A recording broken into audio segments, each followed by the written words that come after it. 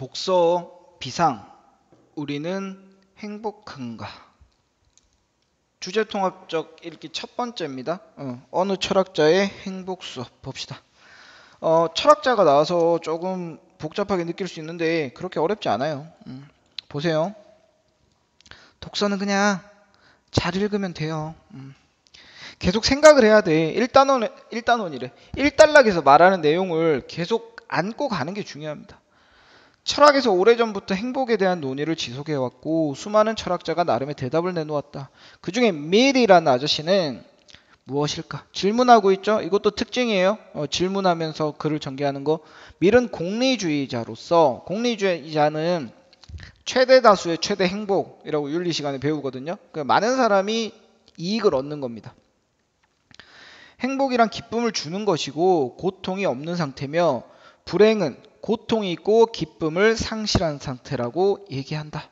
뭐 이거 굳이 쓸 필요까지도 없는 것 같은데 그래도 해드릴게요. 행복이라는 애가 있고 불행이라는 애가 있죠. 이걸 기준을 어떻게 잡은 거야? 뭐가 있어야 되는데 기쁨과 고통. 여러분 이게 별게 아닌 것 같아도 이렇게 나눌 수 있는 친구랑 나눌 수 없는 친구랑 되게 달라요. 이게 독해력이에요. 안 되면 이렇게 써보는 연습하세요. 행복은 기쁨이 있고 고통이 없는 상태. 불행은 기쁨이 없고 고통이 있는 상태. 이렇게 지금 정의 내리고 있습니다. 그래서 기쁨, 즉 고통이 없는 것이 바람직한 삶의 유일한 목표. 우리의 목표는 뭐다? 요 상황이래요. 기쁘면서 고통은 없는 것. 그러면 이것을 정의 내리기 위해서 뭘 알아야겠니 또? 그러면 도대체 기쁨이 뭐고 고통이 뭔지에 대한 정의가 내려져야지만 행복하다, 아니다를 말할 수 있을 거 아니야. 자, 그렇다면 무엇이 기쁨이고 어떠한 상태가 불행일까? 역시 질문하고 있습니다. 벤담과 같은 공리주의자는 물질적 쾌락을 기쁨의 출발점으로 제안한다. 저희가 고등학교 때 벤담과 밀을 공리주의자 이거 되게 중요하게 배우거든요. 배경 지식 약간만 넣어주면 벤담은 뭐지? 양적 공리주의? 뭐 저는 그렇게 배웠어요. 밀은 질적 공리주의. 그래서 밀이 한 말 중에 유명한 게 배부른 돼지보다 배고픈 소크라테스가 낫다. 뭐 이런 것들. 자랑하는 거예요. 난 고등학교 때 배운 걸 아직도 기억한다고. 수능을 많이 쳐서 그래요. 자, 어쨌든 간에 봅시다. 그래서 벤담은 물질적 쾌락이래. 자, 뭐 해야 되니? 카테고리 묶어야 된다 그랬잖아. 그럼 지금 벤담이랑 카테고리랑 물질적인 쾌락, 그럼 더 크게 보면 공리주의자까지도 같은 거예요.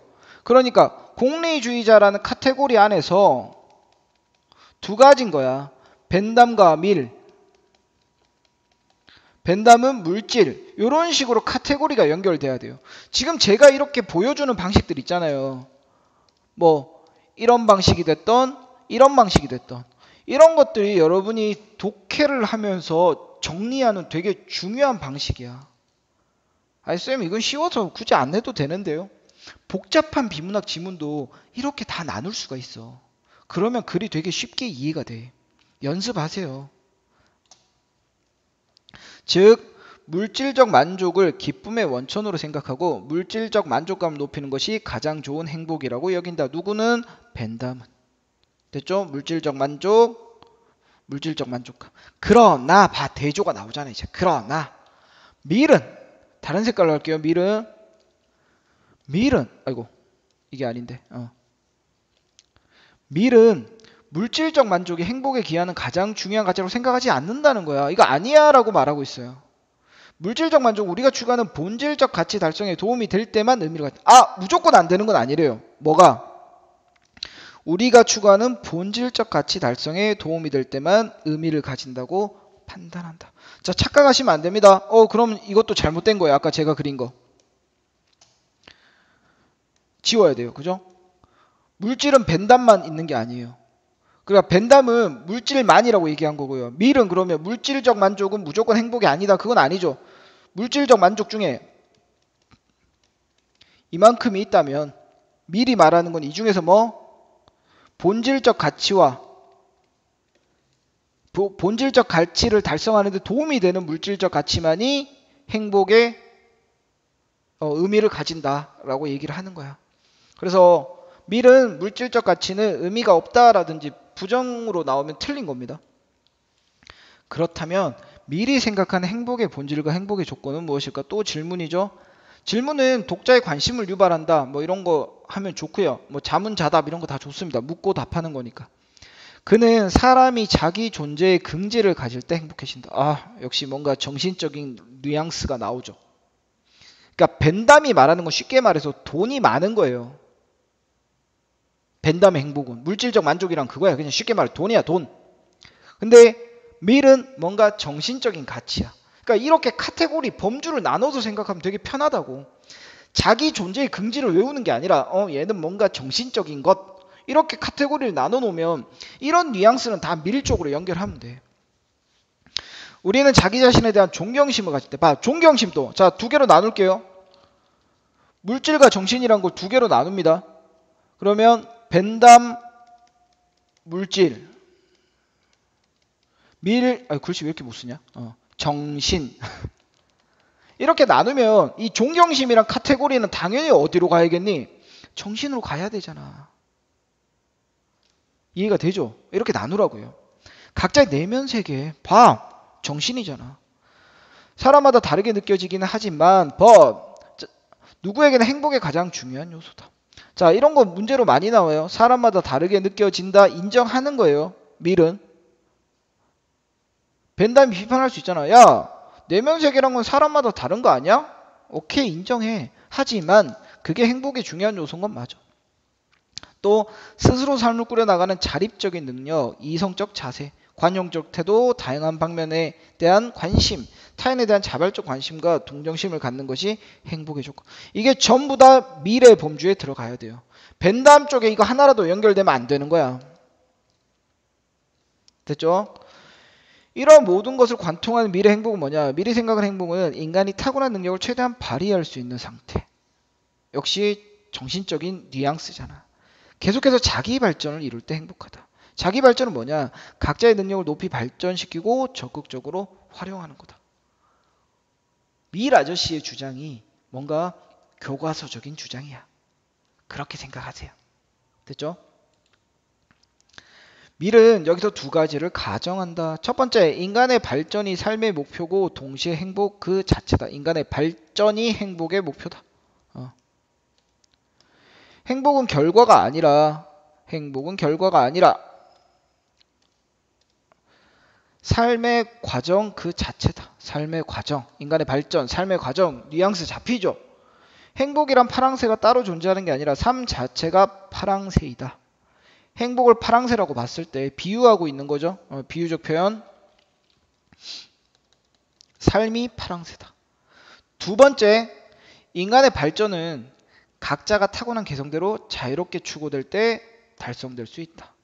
사람마다 각자의 발전을 추구하는 일이 최고의 가치다. 능력을 발전하고 적극적으로 활용하는 것. 지금 글의 구조가 어떻게 되는 거야? 행복은 무엇인가 라고 했죠. 그래서 행복의 정의를 내렸습니다. 뭐였니? 기쁨이 있고 고통이었나? 고통이 없는 상태. 그죠? 그러면서 벤담과 밀을 비교하면서 얘기하고 있는 거야. 대조죠. 그 누구 쪽에 힘이 실려 있어? 당연히 밀 쪽이에요. 주제는 밀이에요, 지금. 그렇다면 어떤 능력을 발전시켜야 될까? 밀은 우선 지적인 능력을 강조했다. 그는 진보하는 존재인 인간의 능력 중에 가장 중요한 것이 지적인 능력. 이 능력이 발휘하는 것은 그 자체로 내재적인 가치를 가지고 있기 때문에 다른 모든 감각적 기쁨, 이 감각적인 기쁨은 능가하는 즐거움을 얻을 수 있다. 그러니까 여기 봐. 이 감각적인 기쁨을 능가하는 즐거움을 얻을 수 있대. 그럼 이건 밀의 범주예요. 감각적인 기쁨은 그럼 누구의 범주로 가야 돼? 어쨌든 밀은 아니에요. 지금 이 글만 가지고 사실 이거 벤담이다라고 파악할 수는 없어요. 근데 벤담이 맞긴 한데 그거는 정확히 몰라도 어쨌든 감각적인 기쁨이 최고야.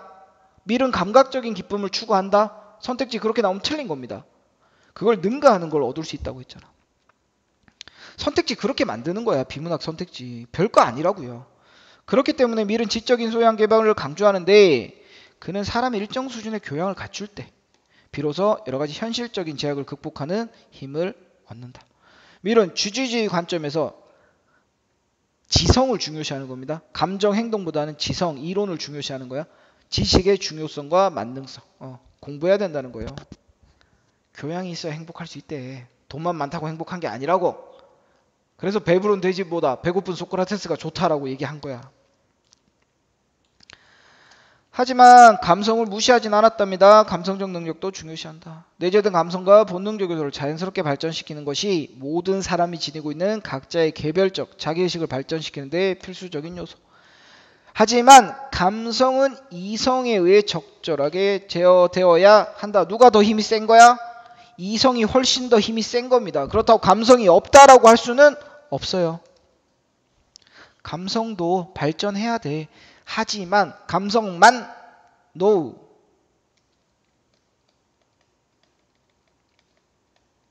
X. 그죠? 감성 X도 X. 이해됩니까? 이성의 제어를 받는 감성. 감정이라고 생각하면 돼요. 감정. 쉽게 말해서. 우리 이성적이다, 감정적이다 그러잖아. 또한 밀은 인간의 도덕적 성숙을 발전의 한 요소. 도덕적 성숙. 야, 이런 거는 서술형 나올 수 있습니다. 세 가지 쓰시오. 지적인 능력, 인간의 발전, 지적인 행복 지적인 능력. 두 번째가 뭐지? 감성적 능력. 세 번째가 도덕적 성숙. 요거 1, 2, 3. 이런 거 시험에 항상 나와요. 1, 2, 3. 어딨냐? 이렇게 안 보여? 딴 색깔로 할게요. 1. 지적인 능력. 2. 감성적 능력. 세 번째 도덕적 성숙. 서술형 나올 수 있습니다. 지성과 감성의 발전과 더불어 도덕적 의식도 발전해야지만 자기 발전이 완성된다. 너무 교과서적이다. 그죠? 이런 도덕적 발전의 지표로 이기심을 억제하고 타인의 복지. 자, 봐. 이것도 카테고리로 봤을 때는 어디에 들어가는 겁니까? 이기심 억제, 타인의 복지는 도덕적 성숙의 하위 카테고리야. 맞죠? 그렇게 보시면 돼요. 사회성을 강조하고 있다. 같은 카테고리로 봐야 돼요. 도덕적 성숙이 필요한 이유는 사회성, 다른 사람과 더불어 살아야 되니까. 이처럼 밀은 지성, 감성, 도덕성이라는 세 가지 차원의 능력을 종합적이어야 된다고 행복이라고 했다. 그리고 각자 자신만의 특별한 삶의 계획을 나갈 때 행복을 느낀다고 할 수 있다. 그러니까 밀이 생각하는 진정한 행복은 무엇이냐 하는 겁니다. 자, 전체 글의 구조 아까 얘기했습니다. 그죠? 행복은 무엇인가 정의 내렸어요. 그죠? 기쁨과 고통. 그리고 얘들의 정의 내려주면서 벤단과 밀을 대조하면서 설명해요. 결론, 밀은 세 가지를 얘기했대. 뭐였니? 나도 까먹었다. 정서? 감성. 감성, 도덕. 1번이 뭐였지? 지성. 지성, 감성, 도덕. 이게 행복의 조건이라고 보았다라는 거예요.